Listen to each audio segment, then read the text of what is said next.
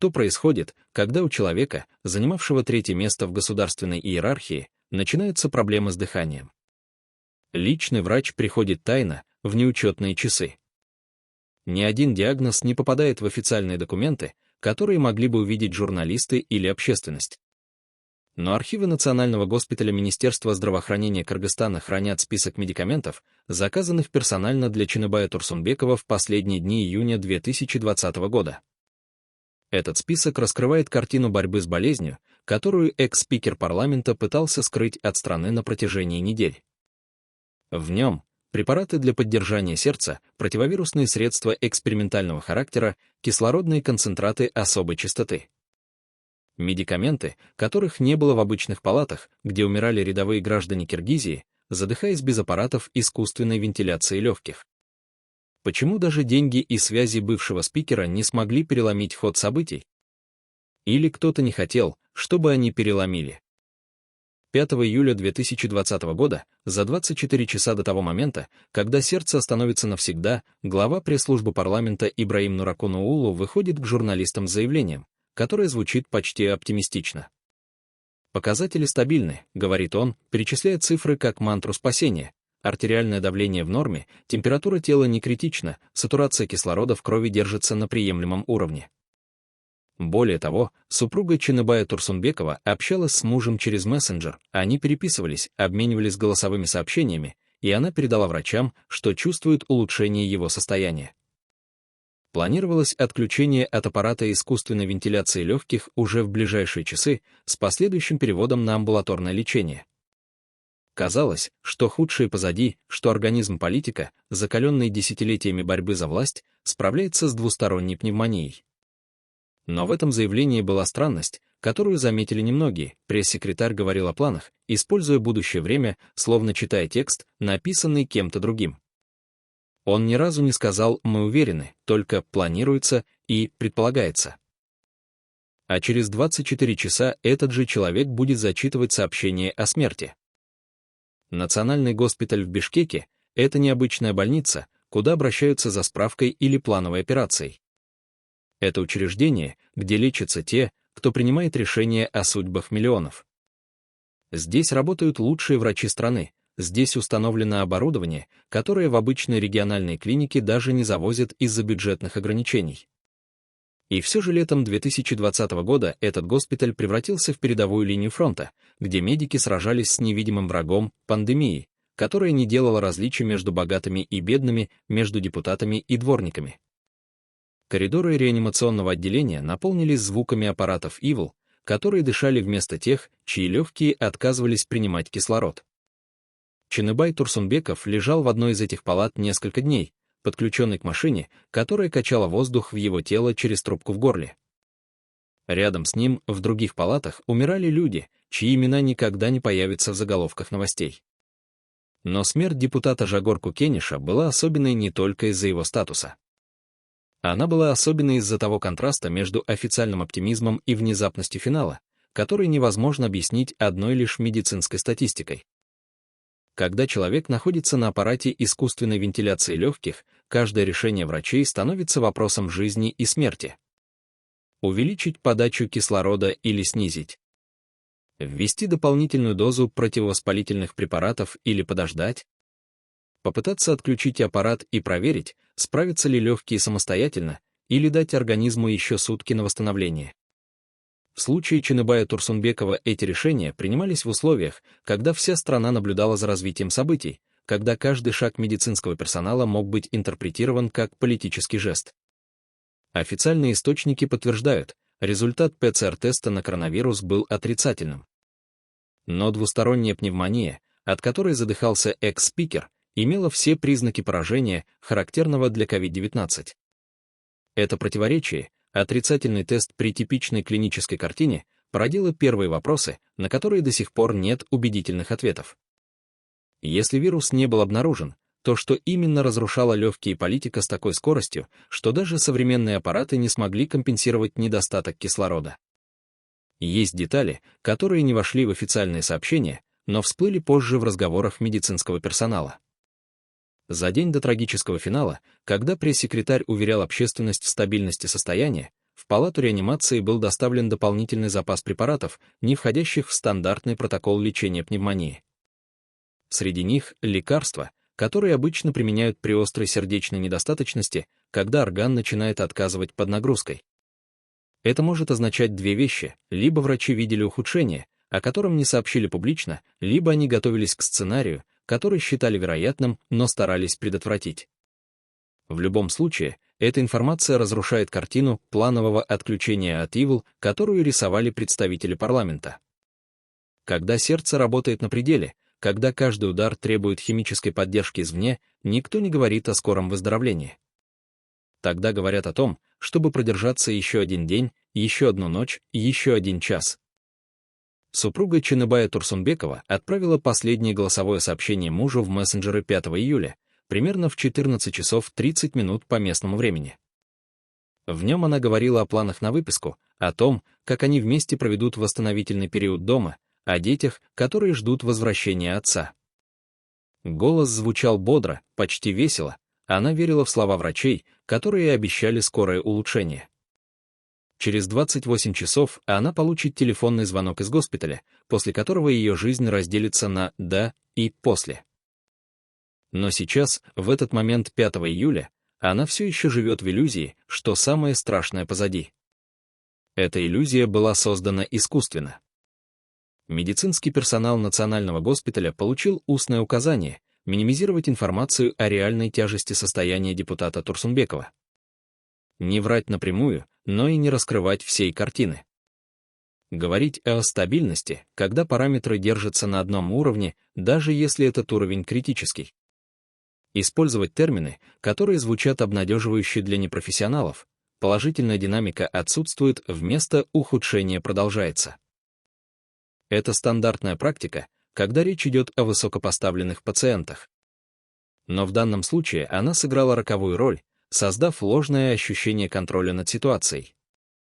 6 июля 2020 года началось как обычное дежурство в реанимации.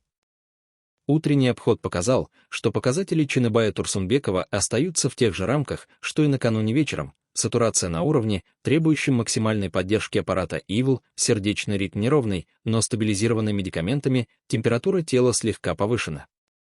Дежурный врач сделал запись в карте: состояние остается тяжелым, прогноз осторожный. Это не было неожиданностью, все понимали, что борьба продолжается, что организм пациента на пределе.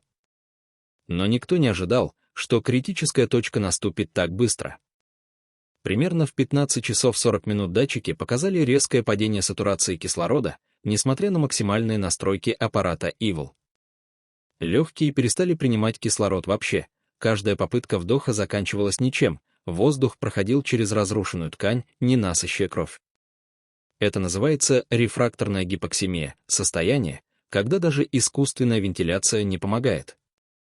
Реанимационная бригада пыталась стабилизировать пациента более 2 часов, используя все доступные протоколы. Но сердце, работавшее на химической поддержке несколько дней, не выдержало нагрузки. Время смерти зафиксировано как вечер 6 июля 2020 года. Официальная причина – двусторонняя пневмония на фоне вероятного COVID-19. Это формулировка, которая появилась во всех сообщениях средств массовой информации, от государственного агентства Кабар до частных изданий вроде «Кактус Медиа» и «24 Каджи». Все они ссылались на один источник, пресс-службу парламента, которая получила информацию от администрации госпиталя. Но вот что интересно, в этих сообщениях нет ни слова о том, какие именно меры принимались в последние часы, какие препараты вводились, были ли попытки реанимации и как долго они продолжались. Протокол медицинских действий, который обязан составляться при смерти любого пациента в реанимации, до сих пор не опубликован и не передан семье для ознакомления. Это не нарушение закона, родственники могут запросить документы, но не обязаны получать их автоматически. Однако отсутствие публичного доступа к этой информации рождает пространство для интерпретаций.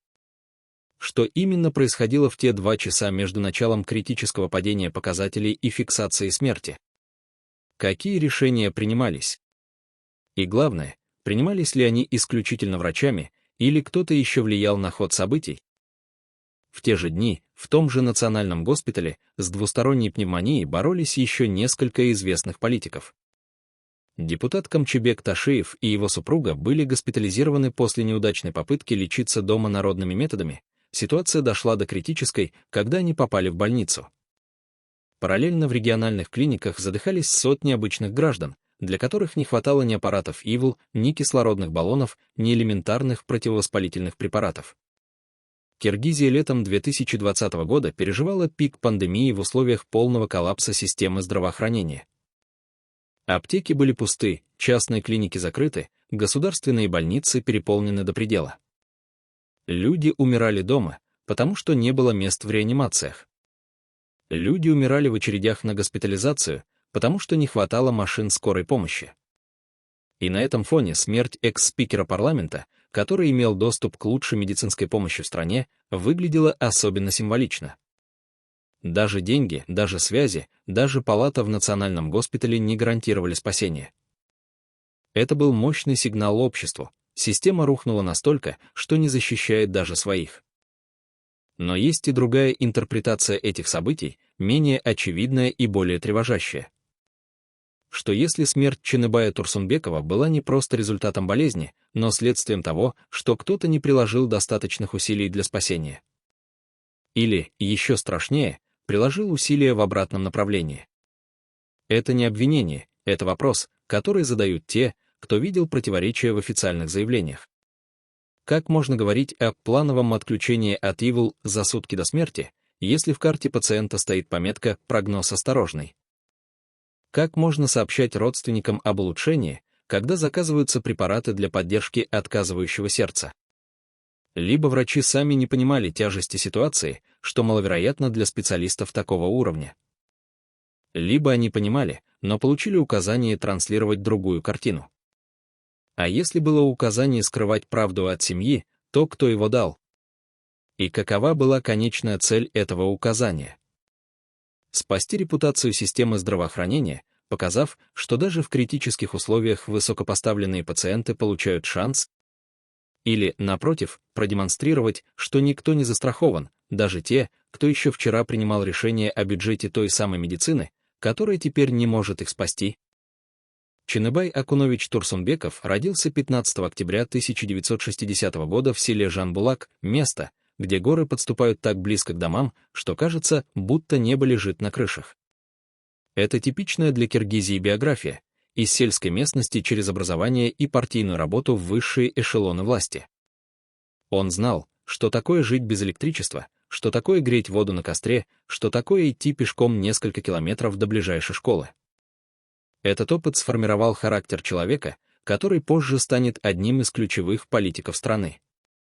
Но он же, этот опыт, создал и определенную психологию, веру в то, что все достигается силой воли, что болезнь можно перетерпеть, что слабость — это роскошь, которую нельзя себе позволить. Когда в последних числах июня 2020 года Турсунбеков почувствовал первые симптомы — затрудненное дыхание, слабость, температуру, он не спешил обращаться к врачам.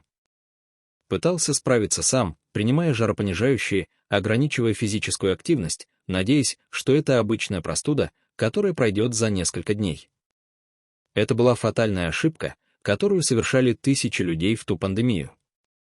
Пневмония, вызванная коронавирусом, развивается стремительно. Сегодня легкий кашель, через 3 дня невозможность вдохнуть без боли, еще через 2 дня реанимация. Задержка с госпитализацией стоила времени, которого у Турсунбекова уже не было. Когда его все же привезли в национальный госпиталь, легкие были поражены настолько, что самостоятельное дыхание стало невозможным. Компьютерная томография показала картину, которую врачи называют матовое стекло, обширные участки воспаления, заполненные жидкостью, неспособные пропускать кислород. Это не приговор, многие выживают даже при таких поражениях, но требуется время, требуется правильная терапия, требуется, чтобы организм не сдался в критический момент. Чыныбай Турсунбеков был подключен к аппарату искусственной вентиляции легких практически сразу после поступления. Это решение было единственно возможным, сатурация кислорода упала ниже уровня, при котором мозг начинает испытывать необратимые повреждения. Трубка, введенная через рот в трахею, заклеенная пластырем, подключенная к машине, которая дышит вместо тебя, это не просто медицинская процедура.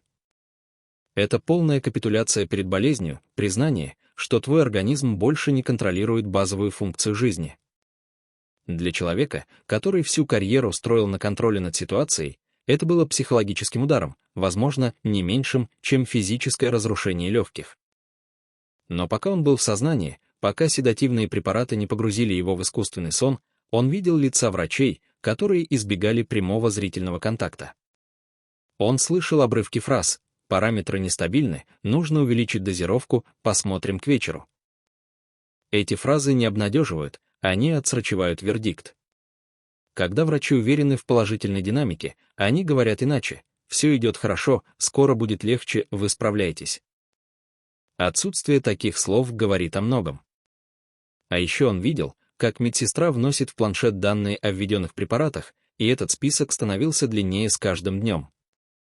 Противовоспалительные, антикоагулянты для предотвращения тромбов, антибиотики на случай вторичной инфекции, стероиды для подавления избыточного иммунного ответа, препараты для поддержки сердца, которое работало на пределе. Это называется полипрагмазия, когда одновременно применяется так много лекарств, что предсказать их взаимодействие становится невозможным. Каждый препарат решает одну проблему, но создает риск побочных эффектов. И где-то в этой комбинации химических веществ, циркулирующих в крови Турсунбекова, скрывалась бомба замедленного действия. Седация — это милосердие для тех, кто находится на аппарате ИВЛ. Дышать через трубку, не контролируя процесс, чувствовать, как машина нагнетает воздух в твои легкие независимо от твоих попыток вдохнуть самостоятельно — это паника, которую человеческая психика не выдерживает. Поэтому пациентов погружают в медикаментозный сон, где нет времени, нет боли, нет страха. Чиныбай Турсунбеков провел несколько дней в этом состоянии. Точное количество не уточняется в официальных источниках, но свидетельства говорят о нескольких днях. Это могло быть 3 суток, могло быть 5, могло быть неделя. В этом сне он не знал, что супруга пишет ему сообщения в мессенджер, надеясь, что медсестры прочитают их вслух, хотя он не слышит. Он не знал, что пресс-секретарь парламента дает заявление о его стабильном состоянии. Он не знал, что в те же дни в других палатах умирают люди, с которыми он работал, люди, которых он знал лично. Он просто плыл в химической пустоте, где единственной реальностью был ритм аппарата, вдох-выдох, механический и бесстрастный. Когда врачи начали обсуждать возможность отключения от ИВЛ, это означало, что они увидели признаки, которые могли интерпретироваться как улучшение. Возможно, снизилась температура. Возможно, анализы крови показали снижение уровня воспалительных маркеров. Возможно, на контрольной томографии участки матового стекла стали менее обширными. Эти признаки не гарантируют выздоровление, они лишь говорят, что острая фаза миновала, что есть шанс на переход в фазу восстановления. Но переход этот хрупкий. Слишком раннее отключение от аппарата может привести к коллапсу, легкие, которые еще не восстановились полностью, не справятся с нагрузкой, сатурация снова упадет, и повторное подключение к ИВЛ будет уже бесполезным. Поэтому решение об отключении — всегда риск, всегда баланс между дать шанс организму и не убить попыткой форсировать события. В случае Турсунбекова это решение так и не было реализовано. План был, но его не выполнили. Потому что между моментом, когда план был озвучен пресс-секретарем, и моментом, когда его собирались реализовать, что-то пошло не так. Организм дал сбой раньше, чем врачи успели проверить, справится ли он без машины. Есть медицинский термин «полиорганная недостаточность», когда одна система организма тянет за собой остальные. Легкие не дают кислорода, сердце работает в условиях гипоксии и начинает сдавать, почки не справляются с выведением продуктов распада, печень не может обработать все медикаменты, мозг получает повреждения от недостатка кровоснабжения. Это каскад, который невозможно остановить, когда он набрал скорость. Чиныбай Турсунбеков вошел в этот каскад 6 июля. Сначала упала сатурация, несмотря на максимальные настройки аппарата. Потом начались аритмии, сердце билось неровно, пропускало удары, металось в попытках компенсировать недостаток кислорода. Потом упало давление, несмотря на введение препаратов. Реанимационная бригада работала по протоколу, адреналин, дефибрилляция, массаж сердца. Но когда мозг уже получил критические повреждения, когда сердечная мышца истощена днями работы на пределе, эти меры становятся формальностью. Они продолжали попытки более 2 часов, это много для реанимации, а обычно решение принимается быстрее. Возможно, понимали, что каждая минута промедления будет потом интерпретирована как «не сделали все возможное». Возможно, боялись ответственности. Возможно, просто не хотели сдаваться. Но результат был предрешен задолго до того, как они его зафиксировали. 7 июля 2020 года, на следующий день после трагического финала, официальные средства массовой информации опубликовали короткие некрологи, в которых перечислялись должности, награды, заслуги покойного. Ни слова о том, как именно проходили последние часы. Ни слова о том, какие решения принимались врачами в критический момент. Только дата, только официальная причина смерти, только соболезнования. Но за этой стеной молчания скрывались вопросы, которые общественность начнет задавать лишь спустя недели, когда появятся первые свидетельства медицинского персонала, когда всплывут детали, о которых не сообщали в официальных сводках. И главный из этих вопросов звучал так: что на самом деле произошло в палате Национального госпиталя 6 июля, в те 2 часа между началом кризиса и констатацией смерти. За 4 дня до того момента, когда в реанимации Национального госпиталя зафиксируют остановку сердца, в палату Ченебая Турсунбекова поздним вечером входит человек, которого не регистрируют в журнале посещений. Существовал негласный список из 7 имен, имевших право на так называемые невидимые визиты, люди, чье присутствие не фиксировалось ни камерами наблюдения, ни записями охраны, ни документами администрации. Кто именно входил в этот список, знали только руководитель службы безопасности госпиталя и главный врач. Охранник на посту реанимационного отделения видел силуэт в длинном темном пальто, несмотря на июльскую жару за окнами, но не остановил, не попросил предъявить документы. Просто кивнул и отвернулся, как будто этого визита не было. Свидетель, дежурная медсестра в соседнем коридоре, позже рассказывала, что слышала повышенные голоса из палаты, один напряженный, почти умоляющий, второй холодный и решительный. Разговор длился не больше 15 минут. Когда посетитель покинул помещение, выражение лица Ченебая Турсунбекова изменилось. Медсестра, заходившая проверить показатели аппаратуры, увидела взгляд, который она не могла забыть даже недели спустя. Это был взгляд человека, узнавшего нечто непоправимое. Не боль от физических страданий, не страх перед смертью, нечто другое, более глубокое.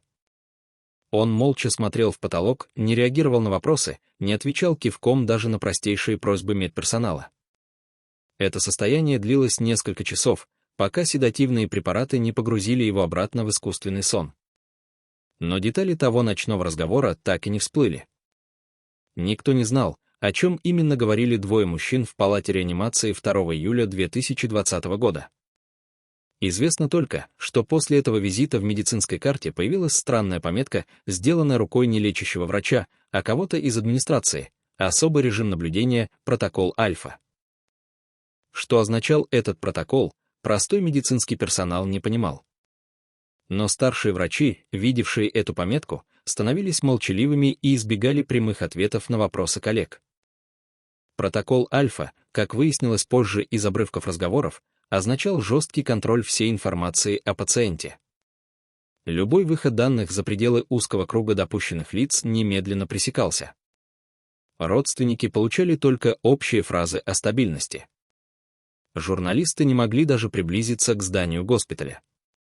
Коллеги по парламенту слышали исключительно официальные сводки от пресс-службы, составленные так, чтобы не раскрывать ничего конкретного. Этот режим информационной изоляции обычно применяется в 2 случаях: либо когда пациент настолько важен, что утечка данных о его состоянии может повлиять на политическую ситуацию в стране, либо когда существует угроза внешнего вмешательства, когда кто-то заинтересован в том, чтобы пациент не выжил. В случае Турсунбекова применялся именно такой протокол. Означало ли это, что руководство госпиталя понимало наличие угрозы? Или, напротив, само создавало условия, при которых любая нестандартная ситуация могла быть скрыта под грифом особого режима?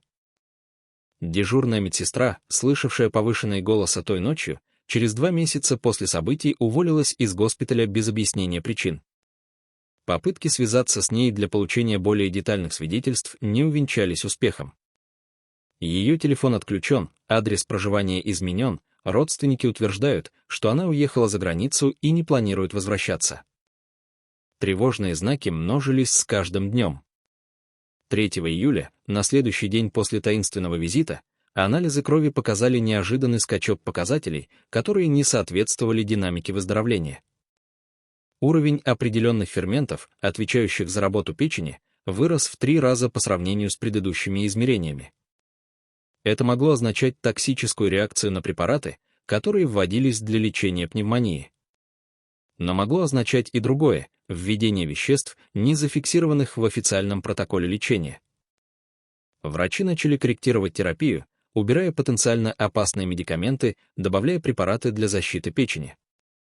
Однако улучшение не наступило. Более того, на следующий день показатели ухудшились еще сильнее.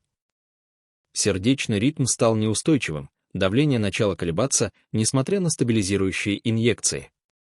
Это была картина, характерная не для естественного течения болезни, а для системного отравления организма. Но чем именно мог быть отравлен человек, находящийся под постоянным медицинским наблюдением в реанимации, где каждый миллилитр вводимой жидкости фиксируется в документах? Существовало только 2 объяснения: либо какой-то из назначенных препаратов вызвал непредсказуемую реакцию, либо в организм попало вещество, о котором не знала основная медицинская бригада. Чыныбай Турсунбеков всю политическую карьеру строил на системе личных связей, которые работали по принципу взаимных обязательств. Ты помогаешь мне сегодня, я помогу тебе завтра. Ты прикрываешь мою сделку, я назначу твоего родственника на теплую должность. Ты молчишь о том, что видел, я обеспечу твоей семье безопасность. Эта сеть контактов, построенная десятилетиями, казалась надежной. Но у любой системы, основанной на личной преданности, есть слабое место. Она держится только до тех пор, пока ты можешь обеспечить свою часть сделки. Когда человек лежит без сознания на аппарате искусственной вентиляции легких, он больше не может ни защитить, ни наградить, ни наказать. Он становится обузой, которую его бывшие союзники начинают воспринимать как риск. Потому что мертвый политик не может рассказать о том, какие договоренности существовали, какие деньги переходили из рук в руки, какие решения принимались за закрытыми дверями. А живой, даже ослабленный болезнью, все еще остается носителем информации, которая может разрушить карьеры. Из 32 человек, входивших в ближний круг Турсунбекова на момент его госпитализации, только 6 навестили его в больнице. Остальные прислали формальные пожелания выздоровления через секретарей, но сами не появились. Это было необычно для человека, занимавшего такую должность.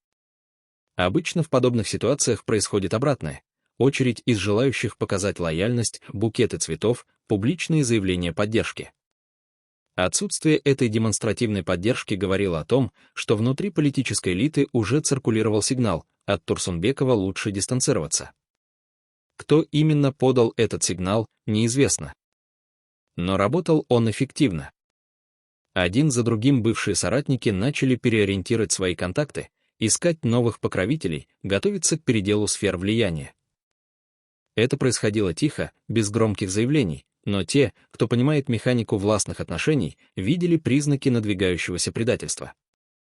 А самое жестокое в этой ситуации было то, что Чыныбай Турсунбеков, возможно, тоже видел эти признаки в последние дни своего сознания. Возможно, именно об этом говорил с ним тот ночной визитер.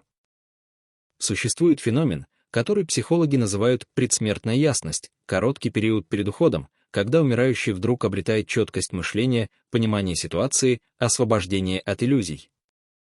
Медсестры реанимационных отделений знают это явление. Человек, который несколько дней был в полубессознательном состоянии, вдруг открывает глаза и говорит что-то важное, как будто хочет передать последнюю информацию. В случае Турсунбекова такой момент наступил 4 июля, за 2 дня до финала. Его ненадолго вывели из седации, чтобы проверить неврологические реакции. Когда лечащий врач спросил, как он себя чувствует, Турсунбеков не ответил на вопрос. Вместо этого произнес фразу, которая показалась медицинскому персоналу бессвязной: они думают, что я не знаю. Но я всегда знал. Врач попытался уточнить, о чем речь, но пациент снова погрузился в молчание. Эту фразу занесли в карту как проявление спутанности сознания, характерной для тяжелых инфекционных процессов. Но возможна и другая интерпретация. Это была попытка предупредить, попытка оставить след, намек на то, что происходящее не является простым стечением обстоятельств. В медицинской карте Турсунбекова существует странная лакуна, период в 6 часов между вечером 4 июля и ранним утром 5, когда записи об изменении состояния отсутствуют. Обычно в реанимации фиксируется каждый час давление, пульс, сатурация, температура, количество введенных препаратов.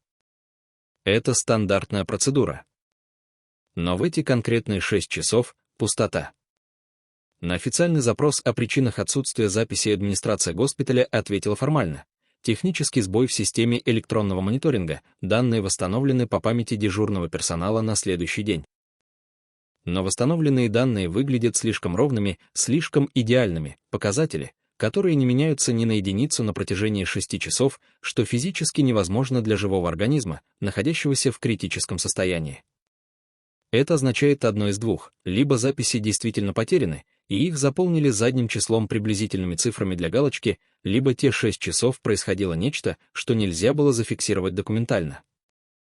Что именно могло происходить в палате реанимации ночью, когда основной персонал отсутствует, когда дежурит только один врач и одна медсестра на все отделение?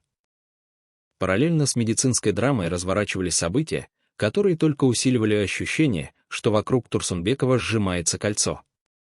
Его младший партнер по бизнесу, человек, которому он доверял ведение нескольких крупных проектов, внезапно покинул страну 3 июля за 3 дня до смерти.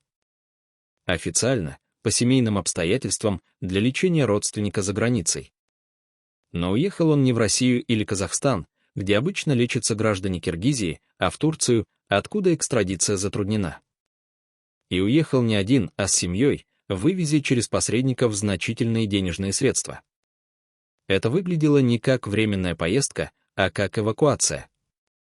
Зачем человеку, чей бизнес полностью завязан на связях Турсунбекова, срочно покидать страну именно в тот момент, когда его покровитель находится в критическом состоянии? Логичнее было бы остаться, поддерживать контакты, готовиться помогать семье в случае трагедии. Но он уехал, как будто знал, что оставаться опасно. Как будто обладал информацией о том, что после смерти Турсунбекова начнется передел активов, который затронет всех, кто был связан с покойным политиком. Откуда у него была эта информация, если официально врачи все еще говорили о стабильном состоянии и планах выздоровления? Супруга Ченебая Турсунбекова сидела в коридоре Национального госпиталя каждый день с момента его госпитализации. Ей не разрешали входить в реанимацию из-за противоэпидемических мер, риск заражения, строгий режим, только медицинский персонал в защитных костюмах. Она принимала эти объяснения, хотя видела, как в то же отделение время от времени проходили люди без медицинской формы, чьи лица она не узнавала. Когда она спрашивала, кто эти люди, охранник отвечал уклончиво: представители администрации, специалисты-консультанты, технический персонал. Эти ответы не удовлетворяли, но она не настаивала, боясь показаться навязчивой, боясь, что ее отношение к медикам может повлиять на качество помощи мужу. Это тихое согласие с непрозрачностью ситуации было типично для родственников тяжелых пациентов. Ты полностью зависишь от тех, кто имеет доступ к твоему близкому человеку, и не смеешь конфликтовать, даже когда чувствуешь, что что-то идет не так. 4 июля вечером к ней подошла женщина, представившаяся психологом госпиталя.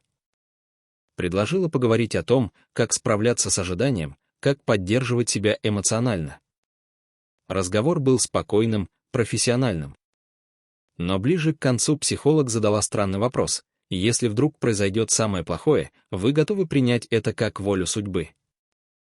Супруга Турсунбекова не поняла, зачем задавать такой вопрос, когда врачи еще накануне говорили о стабильности состояния. Она ответила, что не хочет об этом думать, что верит в выздоровление. Психолог кивнула, записала что-то в блокнот и больше не возвращалась к этой теме. Но сам факт такого вопроса застрял в памяти. Обычно психологи готовят родственников к потере постепенно, когда медицинская бригада уже понимает неизбежность плохого исхода. но официально никакого ухудшения не фиксировалось. Значит, эта женщина знала нечто, чего не знала супруга пациента. Знала заранее, что финал близок, и пыталась подготовить почву, чтобы потом не было шока, чтобы не было обвинений, чтобы семья приняла смерть как естественный исход болезни. Вечером 5 июля, когда пресс-секретарь парламента давал свое последнее обнадеживающее заявление о планах отключения от аппарата ИВЛ, супруги Турсунбекова разрешили отправить голосовое сообщение мужу, которое медсестры обещали включить в палате. Она записала минутное аудио, где говорила о детях, о планах на совместное будущее, о том, как ждет его возвращение домой. Голос звучал бодро, она улыбалась во время записи, пытаясь передать позитивную энергию. Но после отправки сообщения медсестра, принявшая телефон, посмотрела на нее с таким выражением лица, которое не соответствовало оптимистичным словам. Это был взгляд сочувствия, почти жалости. Взгляд человека, который знает правду, но не может ее озвучить. Супруга спросила прямо: «Он слышит меня? Он в сознании?» Медсестра ответила после паузы: «Мы включим ему ваше сообщение». Это не был ответ на вопрос. Это было уклонение от ответа. Позже стало понятно почему. В тот момент Чыныбай Турсунбеков уже находился в глубокой седации, из которой его не планировали выводить. Семейные тайны имеют свойство всплывать после смерти человека, когда те, кто молчал из лояльности, начинают говорить. Через месяц после похорон одна из родственниц Турсунбекова рассказала близким друзьям историю, которая проливала свет на последние недели жизни политика. За 10 дней до госпитализации Чыныбай признался ей, что получил угрозу. Не явную, не прямую, но достаточно понятную. Ему дали понять, что некоторые люди предпочли бы, чтобы он ушел из политики тихо, без скандалов, без разоблачений. Он владел информацией о коррупционных схемах, в которые были вовлечены высокопоставленные фигуры нынешней власти. Эта информация представляла опасность, пока он был жив. Но он не планировал молчать. Напротив, готовился к публичному выступлению, где собирался раскрыть детали сделок, которые, по его мнению, наносили ущерб государственному бюджету. Родственница спросила тогда, не боится ли он последствий. Он ответил фразой, которая теперь звучала пророчески: «Меня могут убрать». Но не напрямую. Слишком заметно. Они найдут способ, который выглядит естественно. Через 10 дней после этого разговора он почувствовал первые симптомы болезни. Мог ли человек быть заражен намеренно? Это звучит как теория заговора, но медицина знает случаи, когда биологические агенты использовались для устранения неудобных фигур. В условиях пандемии, когда тысячи людей болеют и умирают от вируса, смерть еще одного человека, даже известного политика, не вызывает подозрений. Она вписывается в общую статистику. Следствие не начинается, эксгумация не проводится, токсикологическая экспертиза не назначается. Тело кремируется в соответствии с противоэпидемическими протоколами, и все улики уходят в пепел. Если предположить, что кто-то действительно хотел устранить Турсунбекова, то лето 2020 года было идеальным временем. Пандемия создавала идеальное прикрытие. Но это предположение требует доказательств, которых нет. Есть только цепочка странных совпадений: угроза за 10 дней до болезни, тайный визитер в госпиталь, исчезновение делового партнера, лакуна в медицинских записях, неожиданное ухудшение состояния после относительной стабильности. Каждое из этих событий может быть объяснено индивидуально. Но все вместе они складываются в картину, которая заставляет задавать вопросы. Дети Чыныбая Турсунбекова не смогли проститься с отцом. Им не разрешили войти в реанимацию даже после смерти, тело сразу поместили в герметичный мешок и передали похоронной службе, работающей по протоколу для умерших от COVID-19. Это стандартная процедура, которая призвана защитить живых от возможного заражения. Но она же лишает семью последней возможности увидеть лицо близкого человека, убедиться, что это действительно конец. Старший сын пытался требовать вскрытия, хотел понять, почему отец умер так внезапно после обнадеживающих заявлений врачей. Ему объяснили, что причина смерти установлена, двусторонняя пневмония, вскрытие не требуется, а настаивание на дополнительных процедурах только задержит похороны и создаст проблемы для семьи. Под проблемами подразумевалось многое, от бюрократических препятствий до возможного внимания силовых структур, которые могут начать интересоваться, почему семья сомневается в официальной версии. В Киргизии 2020 года такое внимание было последним, чего хотели родственники усопшего политика. Поэтому они отступили. Согласились с объяснениями. Похоронили Чыныбая Турсунбекова без вскрытия, без независимой экспертизы, без ответов на вопросы, которые продолжали мучить их по ночам.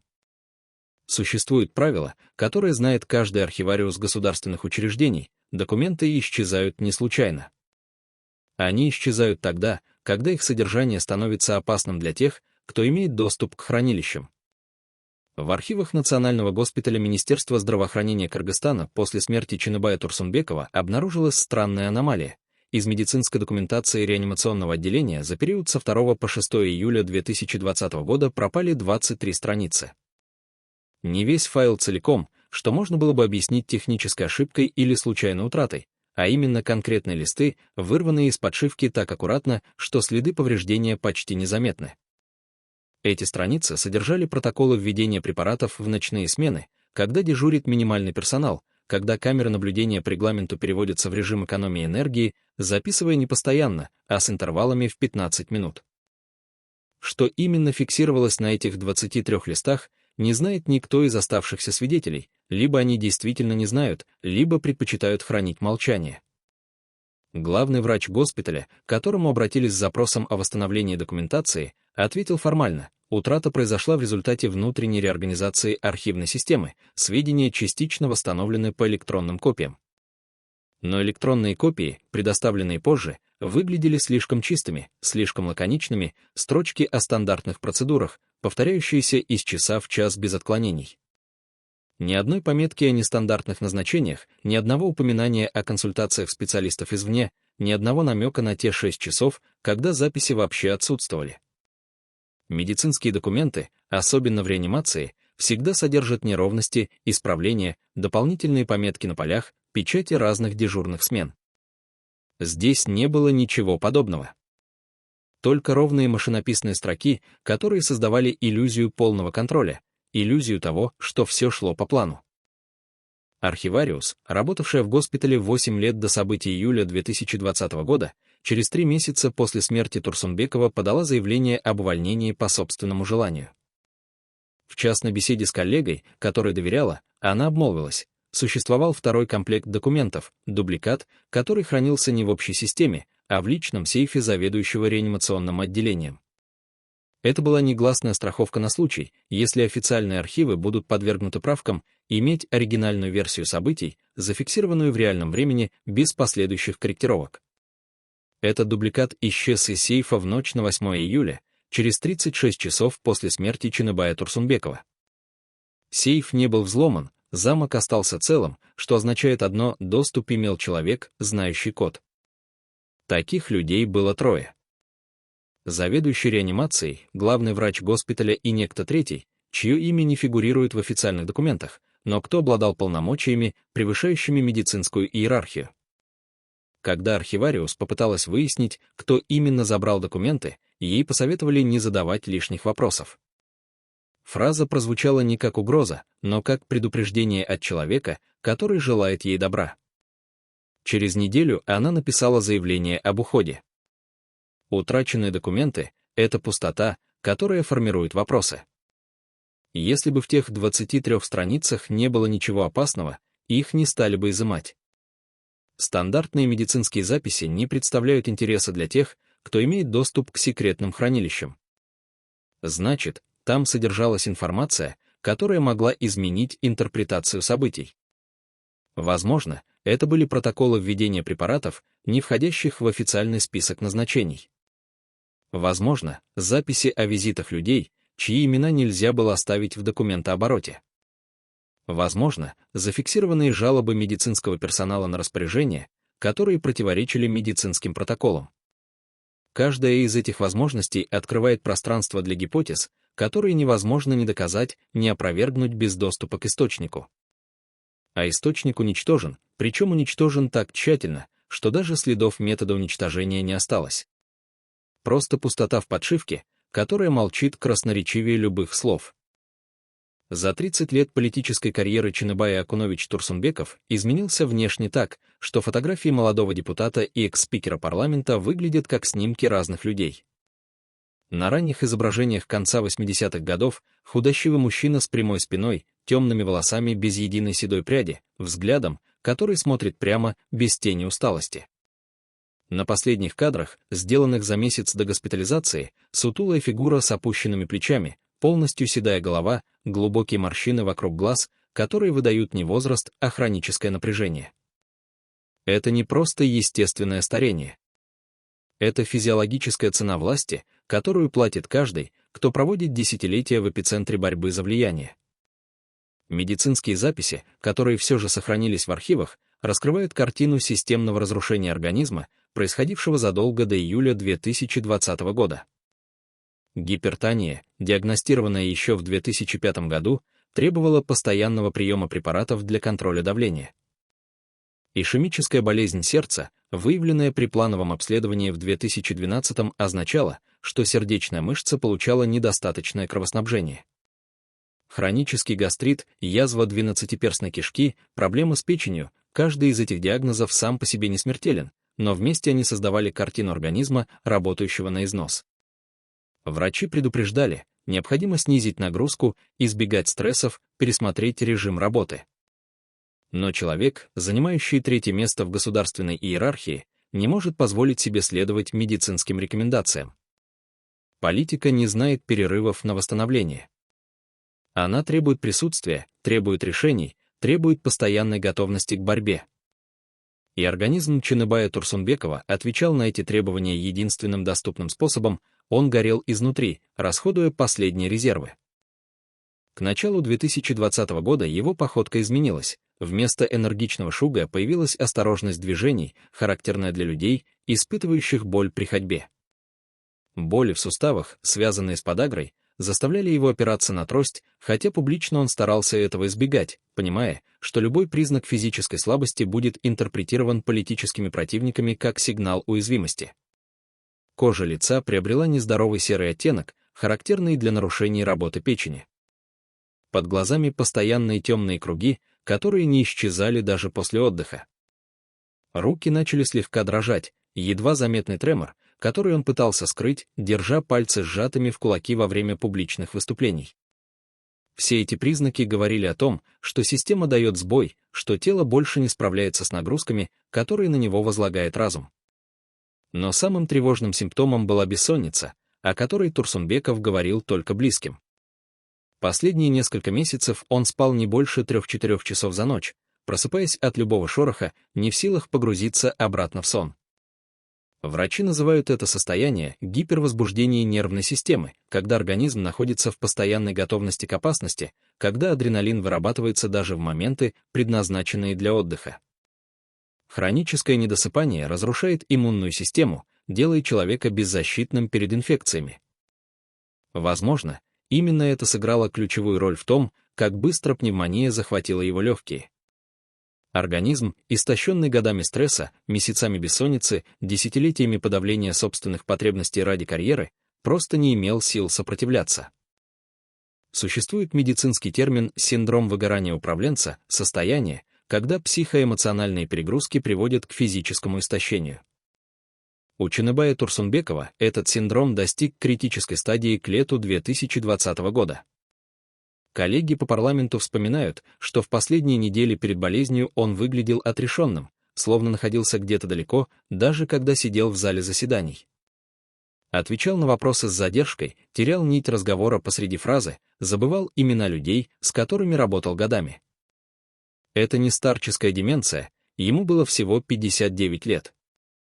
Это было проявление того, что мозг перестает справляться с объемом информации, когда резервы исчерпаны. И на этом фоне, когда организм балансировал на грани срыва, пришел вирус. Пришел и нашел идеальную жертву. Когда человека, занимавшего высокий пост, находят мертвым, первый вопрос, который задают профессиональные исследователи, звучит просто: кому это выгодно? По латыни это называется «cui bono» — принцип, который помогает распутать даже самые запутанные дела. В случае Ченебая-Турсунбекова ответ на этот вопрос формирует картину, которая выглядит настолько очевидной, что ее игнорирование становится подозрительным само по себе. После смерти экс-спикера парламента один человек получил контроль над 3 крупными бизнес-активами, которые раньше принадлежали или контролировались Турсунбековым. Еще один занял его место в парламентской комиссии, которая распределяет государственные подряды на сумму в сотни миллионов сомов ежегодно.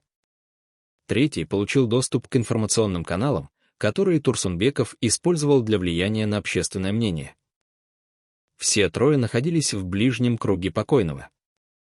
Все 3 публично выражали скорбь и говорили о невосполнимой утрате. Но все 3 начали действовать с такой скоростью, что создавалось впечатление, они знали заранее, что скоро освободятся ключевые позиции. Первый из них подал документы на перерегистрацию 2 компаний, связанных с Турсунбековым, уже 10 июля, через 4 дня после смерти. Это требует подготовки, собрать пакет документов, получить согласование, оформить передаточные акты. Процесс занимает минимум неделю при самом оптимистичном раскладе. Если документы были поданы 10 числа, значит, подготовка началась не позже 3-4, когда официально состояние Турсунбекова еще считалось стабильным. Второй, который занял место в парламентской комиссии, начал переговоры с ключевыми фигурами этой комиссии еще 5 июля, за день до смерти Турсунбекова. Свидетель этих переговоров, депутат от оппозиционной фракции, позже рассказывал коллегам, он говорил о будущем времени, о том, когда освободится место, не упоминая имени Турсунбекова прямо, но давая понять, о ком речь. На вопрос, откуда уверенность, что место освободится, последовал уклончивый ответ: ситуация развивается в определенном направлении. Через 36 часов после этого разговора Ченебай-Турсунбеков был мертв. Совпадение. Или информация из источников, которые знали реальное положение дел в реанимации, знали прогнозы, которые не транслировались семье.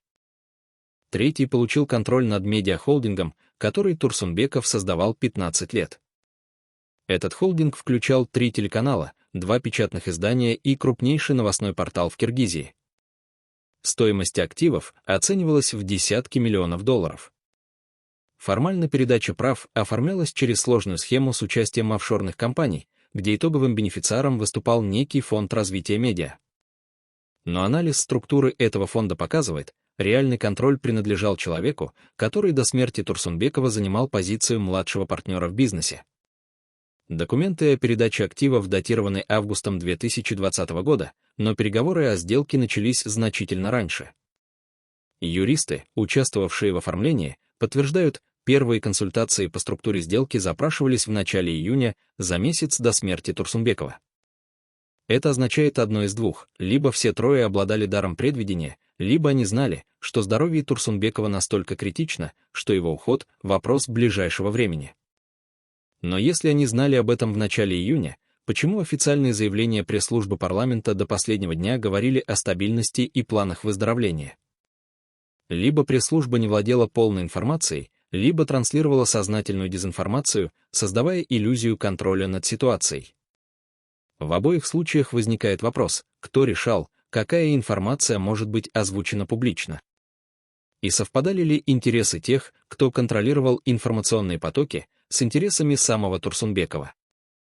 Экономический след ведет дальше. За 3 месяца после смерти Турсунбекова на рынке недвижимости Бишкека появилось 5 объектов, которые ранее числились в собственности структур, связанных с покойным политиком. Офисные здания, торговые площади, земельные участки в центре столицы. Все объекты были проданы через посредников по ценам ниже рыночных, что характерно для срочных сделок, когда продавец вынужден избавляться от активов быстро. Кто принимал решение об этих продажах, если семья Турсунбекова формально не участвовала в управлении бизнесом? Существовали доверительные управляющие, люди, которым покойный передал полномочия распоряжаться его активами. Эти люди действовали от имени наследников, но в интересах кого именно? Покупателями недвижимости выступили компании, зарегистрированные незадолго до сделок. Цепочка владельцев этих компаний настолько сложна, что отследить конечного бенефициара без доступа к закрытым реестрам невозможно.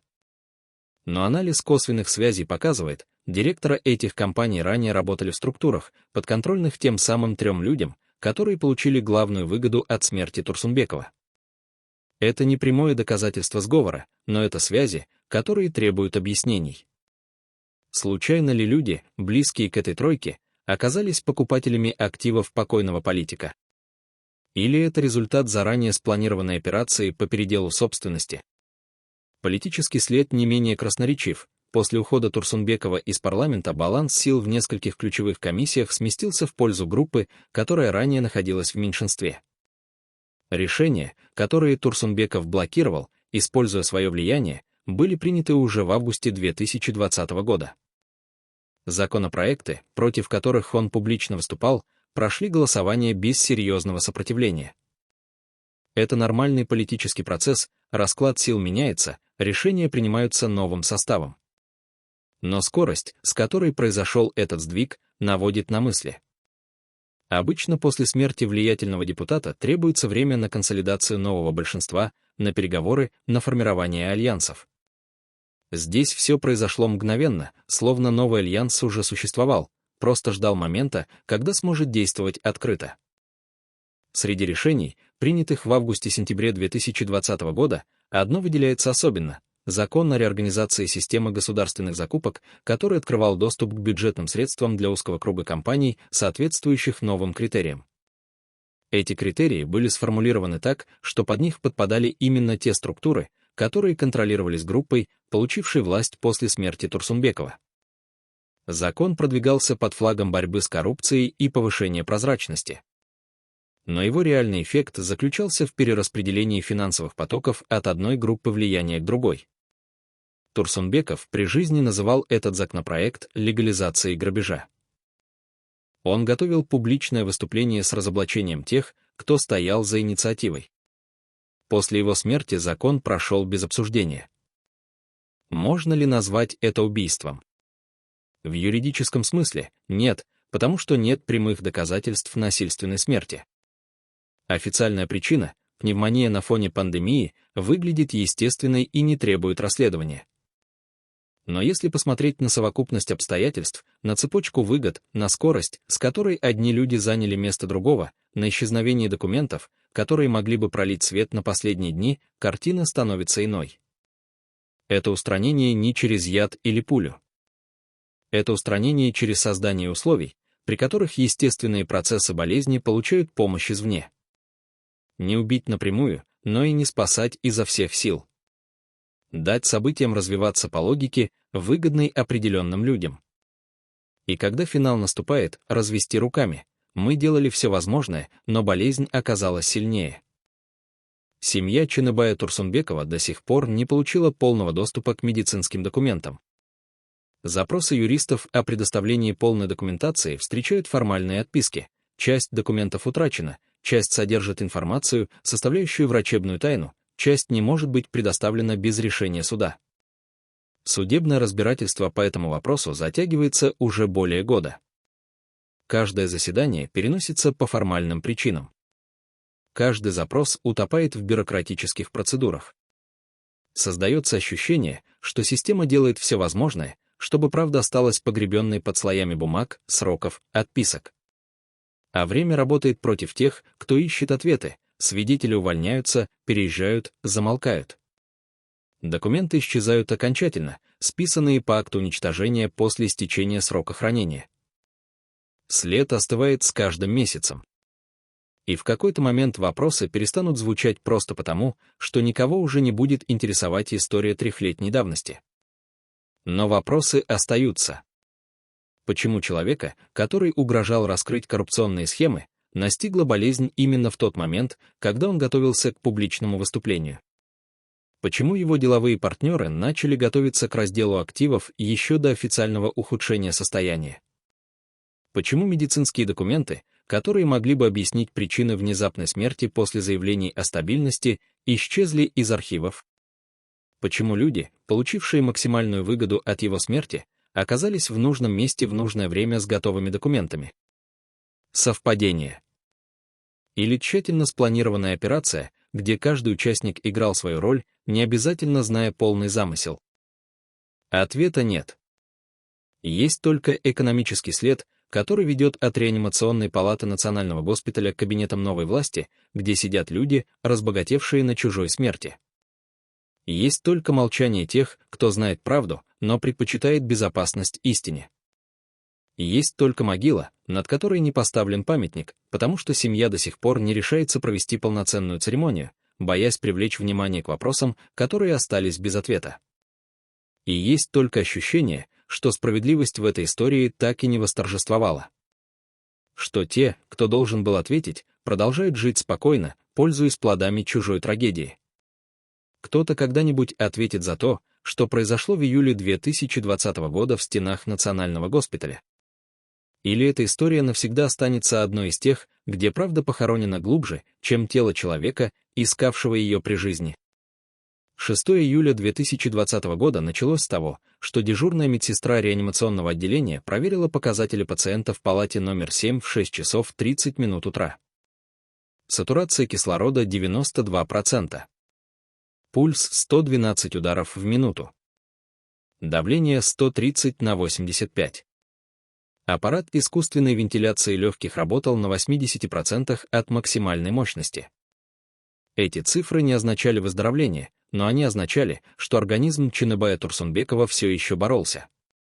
В 7 часов утра пришла смена, новый врач просмотрел карту и сделал запись. Состояние стабильно тяжелое, без отрицательной динамики за ночь. В 8 часов зашел заведующий реанимацией, проверил настройки аппаратуры, переговорил с дежурным персоналом.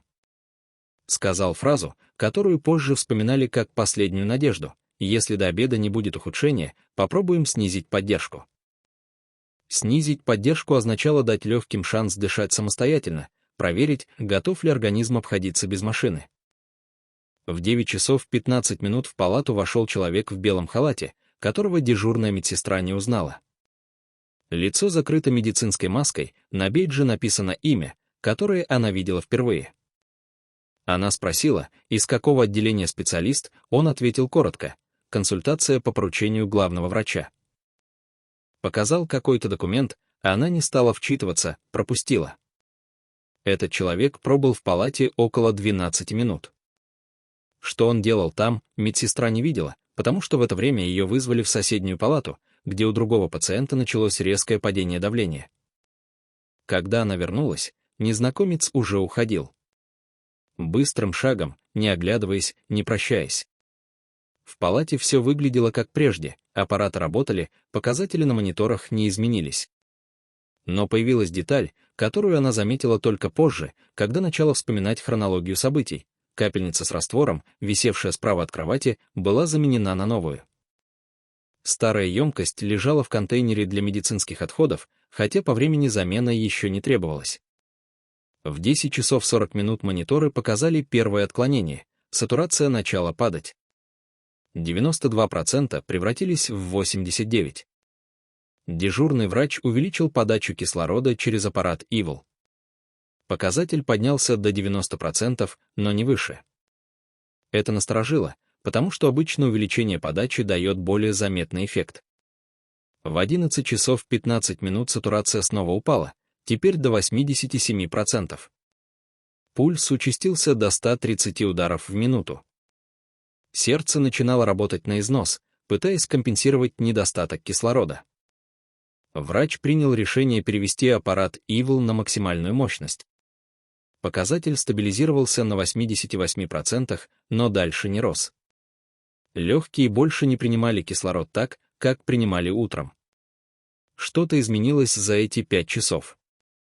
Что-то пошло не так. В 12 часов 30 минут заведующий реанимацией вернулся в палату и увидел картину, которая заставила его побледнеть. Показатели продолжали падать, несмотря на максимальную поддержку. Он распорядился собрать консилиум, вызвали еще 2 специалистов из других отделений. Они просматривали данные, обсуждали, проверяли работу аппаратуры. Оборудование функционировало исправно. Значит, проблема была в организме пациента. Легкие перестали реагировать на кислород. Это могло означать 2 вещи: либо воспалительный процесс резко усилился, либо произошло что-то еще, что нарушило газообмен на клеточном уровне. Заведующий распорядился ввести дополнительные препараты, стероиды для подавления воспаления, бронхолитики для расширения дыхательных путей. Эффекта не последовало. Сатурация продолжала снижаться — 86, 85, 83%. В 13 часов 45 минут началось то, чего боятся все реаниматологи. Рефракторная гипоксемия — состояние, когда никакие меры не помогают поднять уровень кислорода в крови. Организм задыхается, несмотря на то, что машина нагнетает чистый кислород под давлением. Сердце билось все чаще, пытаясь разогнать кровь быстрее, но кровь не несла кислорода, и это был бессмысленный марафон к неизбежному финалу. Пульс 160 ударов в минуту. Давление начало падать — 120/70, 110/65, 100/60. Сердце не выдерживало нагрузки. Врачи ввели адреналин, чтобы поднять давление, но эффект был кратковременным. Через 5 минут показатели снова поползли вниз. Началась агония. В 14 часов 20 минут на мониторе появилась первая аритмия. Сердце пропустило удар, потом еще один, потом билось хаотично, без ритма. Это называется фибрилляция желудочков, состояние, когда сердечная мышца дрожит, вместо того, чтобы сжиматься. Кровь перестает циркулировать, мозг не получает питания, наступает клиническая смерть. Врачи применили дефибриллятор, электрический разряд, который должен был перезапустить сердце. Первый разряд — без эффекта. Второй разряд — короткий всплеск активности, потом снова хаос. Начали непрямой массаж сердца, ритмичные нажатия на грудную клетку, которые механически прокачивают кровь. Ввели еще одну дозу адреналина. Третий разряд дефибриллятора. Сердце снова забилось, но слабо, неуверенно, как мотор, у которого кончилось топливо. Пульс 40 ударов в минуту, потом 30, потом 20. В 15 часов 48 минут монитор издал протяжный ровный звук. Прямая линия на экране. Остановка сердца. Реанимационные мероприятия продолжались еще 40 минут, хотя все понимали, что это формальность. Массаж сердца, инъекции, разряды дефибриллятора. Но когда мозг провел больше 10 минут без кислорода, возвращение к жизни становится невозможным. Даже если сердце удастся запустить, человек уже не будет тем, кем был. В 16 часов 27 минут заведующий реанимацией произнес слова, которые формально завершили борьбу. Констатирую биологическую смерть, время 16:27. Дата — 6 июля 2020 года. До последней секунды никто из медицинского персонала не верил, что все закончится так быстро. Утром были надежды. Днем была борьба. Вечером была пустота. Тело Ченыбая Турсунбекова поместили в герметичный мешок в соответствии с протоколом для умерших от инфекционных заболеваний. Аппаратуру отключили, провода убрали, постельное белье сожгли. Палату обработали дезинфицирующими растворами. Через 2 часа после смерти это помещение выглядело так, будто здесь никогда не происходила трагедия. Стерильные белые стены. Чистый пол. Запах хлорки. Никаких следов того, что несколько часов назад человек боролся за каждый вдох, который так и не смог сделать самостоятельно. Через 1,5 года один из врачей, дежуривших в ту смену, впервые согласился говорить о событиях 6 июля 2020 года. Интервью записывалось не для публикации, а для архива независимой правозащитной организации, документирующей случаи возможных злоупотреблений в медицинских учреждениях. Врач выглядел постаревшим, хотя ему было всего 48 лет. Говорил медленно, подбирая слова осторожно, часто делал паузы. Но то, что он рассказал, объясняло многое из того, что оставалось непонятным все эти годы. Он сказал: «Я знал, что он умрет, когда увидел анализы крови в 13 часов. Там были показатели, которые не соответствовали естественному течению пневмонии. Уровень определенных веществ был таким, как будто в организм попало нечто токсичное. Но я не мог озвучить это предположение вслух. Потому что если бы я сказал, что подозреваю отравление, началось бы расследование. А расследование означало вопросы. Вопросы означали проблемы для всех, кто находился в госпитале в те дни. И главное, расследование означало, что кто-то начнет копать глубже, и тогда всплывут вещи, о которых не должно было стать известно никогда. Он объяснил дальше. В тот день утром, когда незнакомец в белом халате заходил в палату, он сам находился в соседнем помещении и видел этого человека мельком. Лицо не запомнил из-за маски, но запомнил манеру движения, уверенное, быстрое, как у человека, который точно знает, зачем пришел. После ухода этого посетителя врач случайно заглянул в палату и обратил внимание на капельницу. Она была новой, хотя по графику замена не требовалась. Он хотел спросить у медсестры, кто менял, но в этот момент началось падение показателей, и все мысли переключились на попытки стабилизировать состояние пациента. Только вечером, когда все закончилось, он вспомнил про эту деталь. Попытался найти использованную емкость от капельницы, чтобы проверить маркировку, но ее уже не было. Контейнер с медицинскими отходами вывезли раньше обычного графика. Кто распорядился о досрочном вывозе, неизвестно.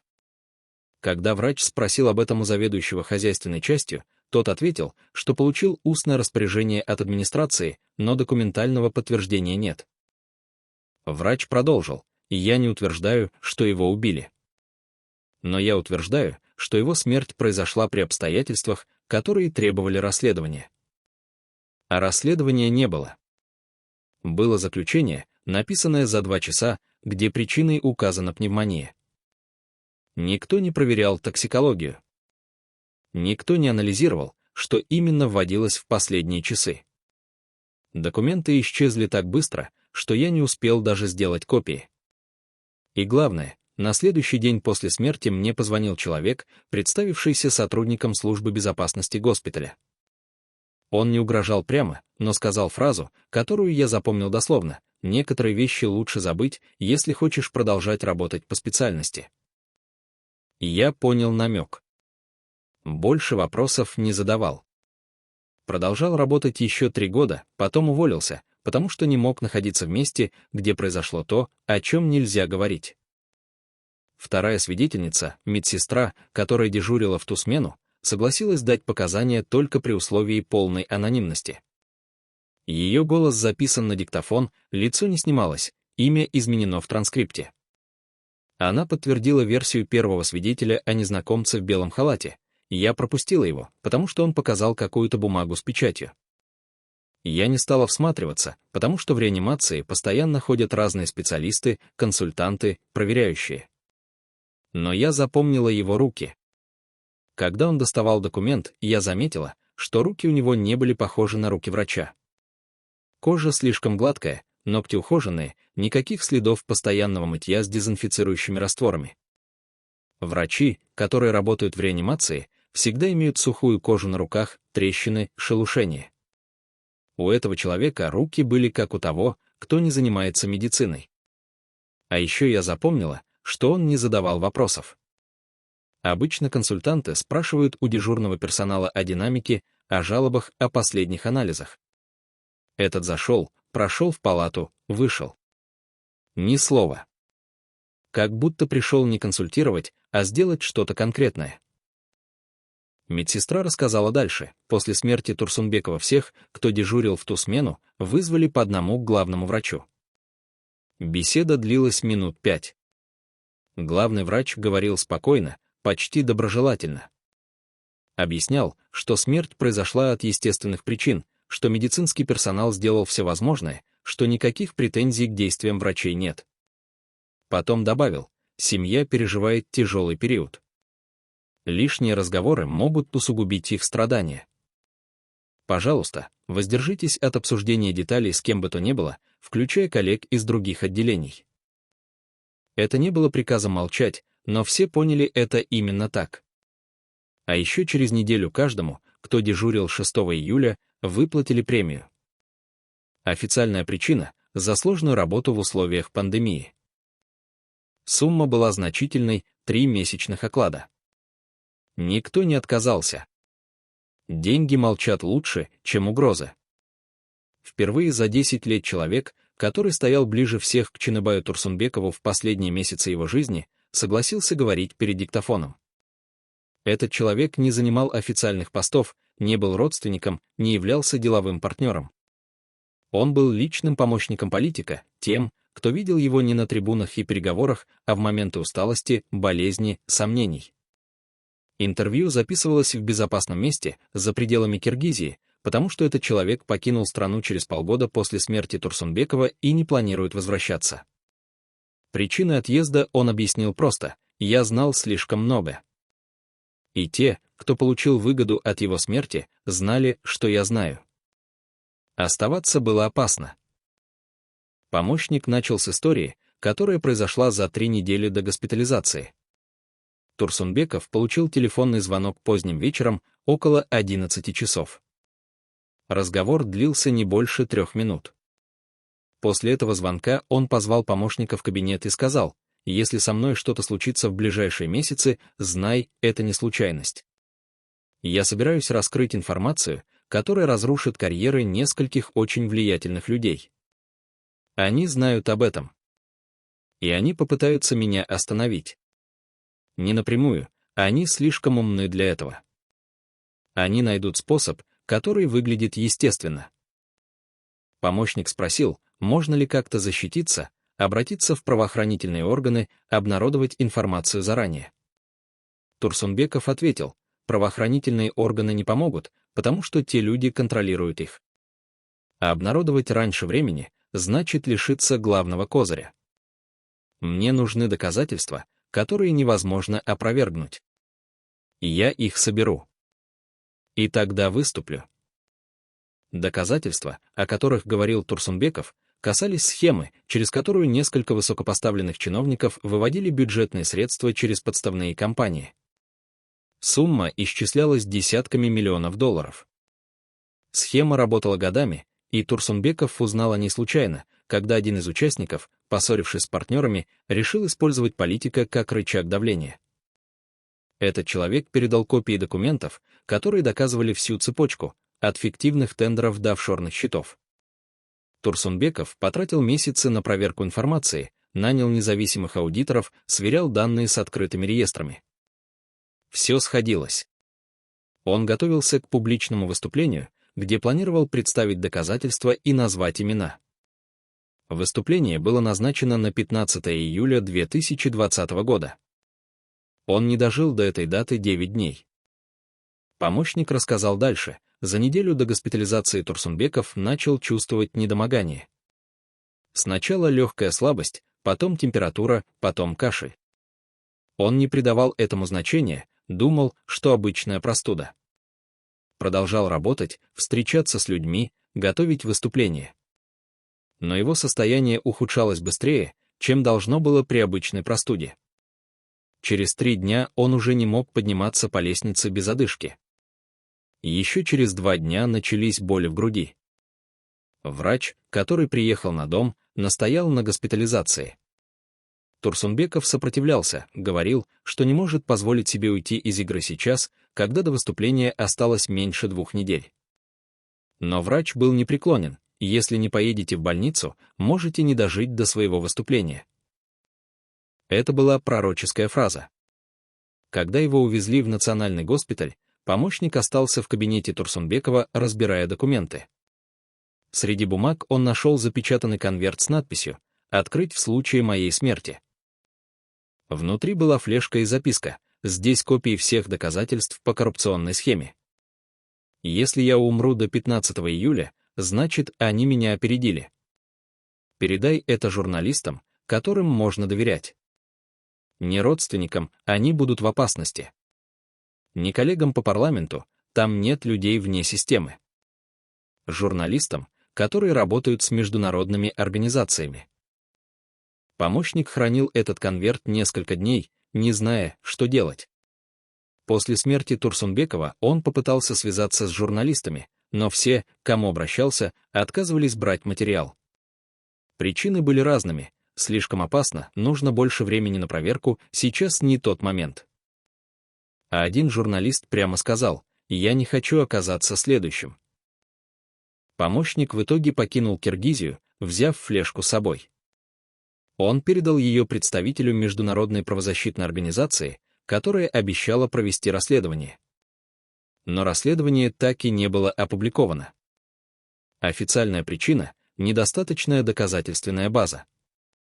Неофициальная, по словам помощника, заключалась в том, что организация не хотела портить отношения с правительством Киргизии, от которого зависели другие проекты на территории страны. Доказательства, за которые Чыныбай Турсунбеков, возможно, заплатил жизнью, так и остались невостребованными.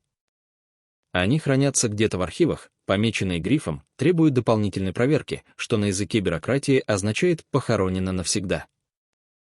Последние часы перед тем, как все начало разрушаться, Чыныбай Турсунбеков провел в состоянии, которое медики называют медикаментозной седацией. Это не сон и не потеря сознания. Это промежуточное состояние, где человек не чувствует боли, не осознает происходящего, но мозг продолжает работать на минимальном уровне. Иногда седированные пациенты реагируют на звуки, иногда двигают глазами под закрытыми веками, иногда сжимают пальцы, когда кто-то берет их за руку. Возможно, в эти последние часы Чыныбай Турсунбеков слышал голоса врачей, которые обсуждали его состояние. Возможно, чувствовал прикосновение медсестры, которая меняла повязки. Возможно, где-то глубоко в подсознании понимал, что время уходит. Что он думал о своей жизни в эти мгновения? О детстве в селе Жанбулак, где каждое утро начиналось с того, что нужно было принести воду из колодца, потому что водопровода не было. О первых шагах в политике, когда он был молодым депутатом, полным энергии и веры в то, что может изменить страну к лучшему. О компромиссах, которые пришлось заключать, о сделках, которые казались необходимыми ради большой цели, но потом оказались предательством тех принципов, с которых он начинал. О людях, которым доверял, и которые предали его, когда он стал неудобен. О семье, которую видел так редко, потому что политика пожирала все время, все силы, всю жизнь. О том, что успел сделать, и о том, что не успел. Если бы ему дали последний шанс что-то сказать, что-то передать, какие слова он выбрал бы? Возможно, он попросил бы прощения у тех, кого подвел. Возможно, предупредил бы тех, кто идет по тому же пути, что и он. Власть — это иллюзия, которая разрушает тех, кто ей поддается. Возможно, сказал бы правду о том, кто стоял за его смертью, если знал эту правду. А возможно, просто попросил бы, чтобы его похоронили рядом с родителями, в той земле, где он родился, где знал, что такое настоящая жизнь, до того, как политика превратила его в фигуру на шахматной доске. Но последнего шанса не было. Его голос замолк задолго до того, как сердце остановилось. Когда врачи констатировали смерть, в палате стояла тишина, которую нарушал только звук выключаемых приборов. Тело, которое несколько минут назад было центром всех усилий медицинской бригады, стало просто объектом, который нужно обработать по протоколу. Его поместили в герметичный мешок, застегнули молнию, наклеили бирку с именем и датой. Все это заняло меньше 15 минут. Эффективно, профессионально, без эмоций. Потому что в реанимации смерть — это часть работы. Ты делаешь все, что можешь, но иногда всего недостаточно. Ты принимаешь это, ты идешь дальше, потому что в соседних палатах другие люди борются за жизнь, и они нуждаются в твоей помощи сейчас. Чыныбай Акунович Турсунбеков перестал быть пациентом. Он стал статистикой, еще одна жертва пандемии, еще одна смерть от двусторонней пневмонии, еще одно имя в списке тех, кого унес 2020 год. Тело перевезли в морг Национального госпиталя поздним вечером, когда в коридорах уже не было посетителей. Морг летом 2020 года работал на пределе возможностей, холодильные камеры были заполнены, тело ждали своей очереди на кремацию или захоронение по несколько дней. Протокол для умерших от COVID-19 или подозрений на него был строгим: минимум контактов, герметичная упаковка, обязательная дезинфекция всех поверхностей. Родственникам не разрешали прощаться с телом, не разрешали открывать гроб на похоронах. Это был конец без финальной встречи, без последнего взгляда на лицо человека, которого больше не увидишь. Семья Турсунбекова подчинилась правилам, хотя старший сын настаивал на вскрытии.